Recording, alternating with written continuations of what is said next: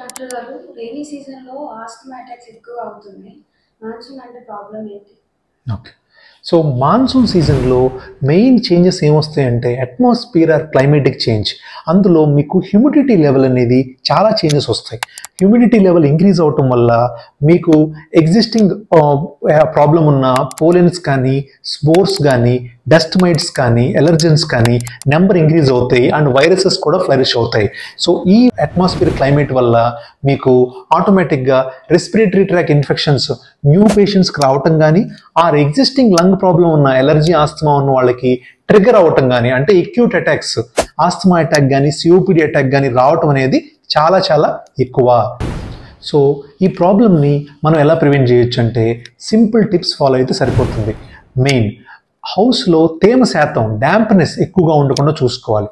2, మీరు డీహ్యూమిడిఫైయర్ అంటే ఎయిర్లో నుంచి హ్యూమిడిటీ లెవెల్ తగ్గించే డీహ్యూమిడిఫైయర్ని యూజ్ చేసి హ్యూమిడిటీ లెవెల్ని 50 to 60% కనుక మెయింటైన్ చేస్తే మీకు ఈ రిస్క్ ఆఫ్ ఇన్ఫెక్షన్స్ కానీ, ఎలర్జెన్స్ కానీ తగ్గుతాయి.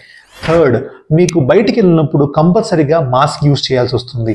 4, మీ ఇచ్చిన డాక్టర్ మెడికేషన్స్ అనేది రెగ్యులర్గా యూజ్ చేయాలి వితౌట్ ఫెయిల్. ఎవరికైతే lung problem, allergy and asthma, COPD ఉంటుందో అలాంటి వాళ్ళు. ఈ సింపుల్ ప్రివెంటివ్ టిప్స్ మీరు ఫాలో అయ్యి రైనీ సీజన్లో కూడా మీకు ఎలర్జీ, ఆస్తమా, సిఓపిడి ఉన్నా కూడా మీరు హెల్దీగా అండ్ సేఫ్గా మీ లంగ్స్ని ప్రొటెక్ట్ చేసుకోవచ్చు. Consult early, inhale right and breathe well and live well.